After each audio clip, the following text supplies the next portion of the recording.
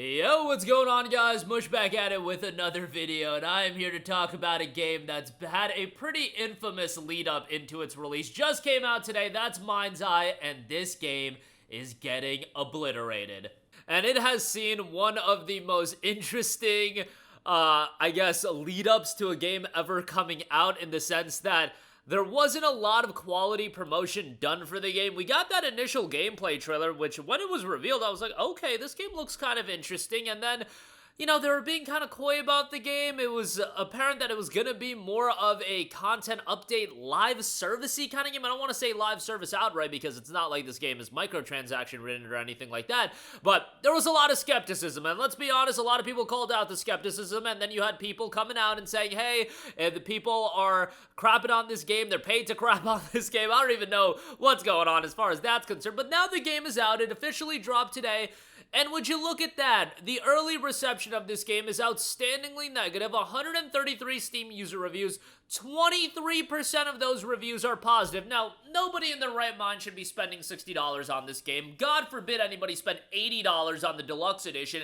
That is not something you want to do, but let us read some of these reviews, and some people made the plunge and spent the money on the game. Okay, here is one user, Chaotic, 0.7 hours on record, Cyberpunk 2077 meets Saints Row 2022.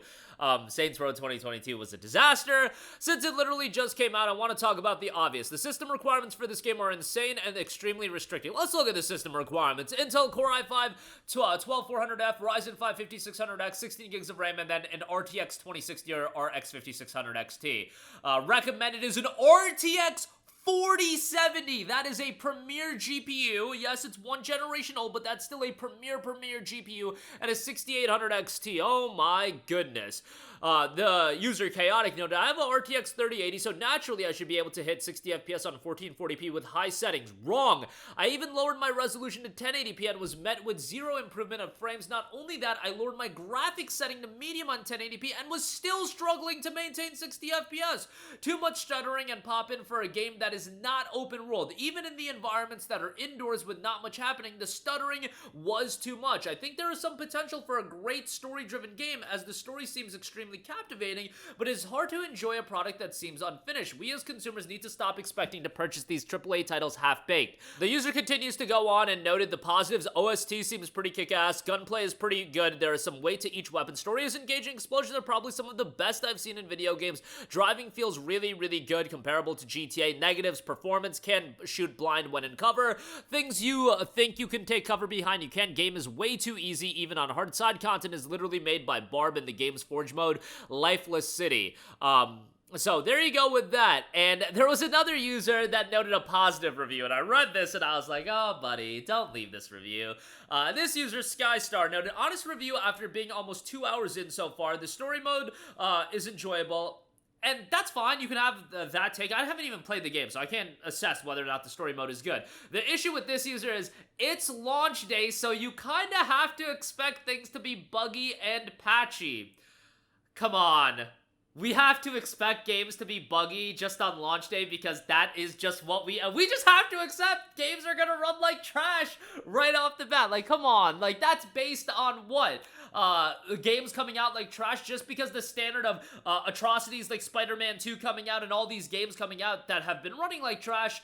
You can expect that, but please don't get into this territory where you're leaving a positive review and you're sweeping the performance issues to the side. Stellar Blade is about to come out tomorrow, and I am fairly confident that that game is going to run really well based on the fact that, well, the demo is running really well.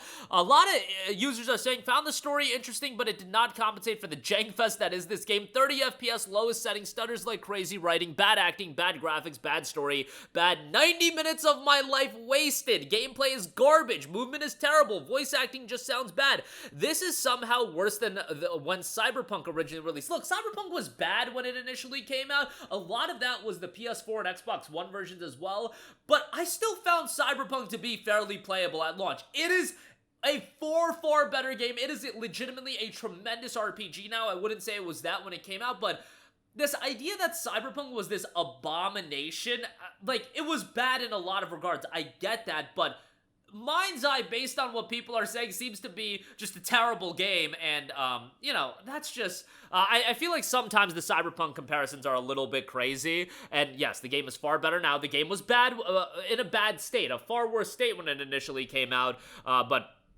you know, I think there is a little bit of revisionist history done with Cyberpunk when it initially came out. I think the expectations relative to what the game was, okay, that was very jarring, but if in a vacuum, it had a lot of issues, but it was playable, at least in my experience on PC. Well, as expected, a bad Saints Row analog. Story-wise, it's okay. Gameplay, on the other hand, is blank, an amazing game for 20 euros, not 60 or 80. Hey, he's saying an amazing game, or this user's saying an amazing game for 20 euros. 20 euros is still reasonable. Another user, the voice acting is so uninspired, but you can tell the actors didn't want to be there. The gunplay is buggy, and the game feels clunky to play. Save your money and wait for a sale. Holy S, this is hilariously bad, LMFAO. UE5 strikes again as MindsEye has poor optimization, especially when considering there are other UE5 games that look better and run better, while the driving is okay. The gunplay is mostly bare bones I've ever seen a game release with. I devoted 40 minutes of my life to MindsEye, and I will never get it back. During that period, the game was one of the most dull and lifeless experiences I've had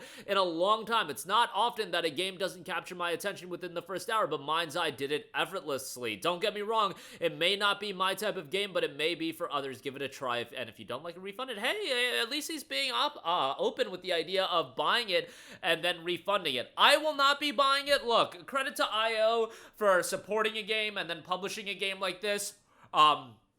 And, you know, publishing games in general, I think that's really great, and I know that Agent 47, I believe, is going to be in the game, but $60 game release, you want something premier, and that one user that said, hey, you guys have to expect it to run like crap, or, you know, pretty much said that, like, that is an awful mindset to have as far as PC game releases. I get that happens, and I get that is unfortunately a reality we have to accept, that a lot of games are gonna come out in bad states, but don't give a positive review and be like, well, bad performance is just a part of the game now, and we have to sweep that to the side and just accept it for what it is.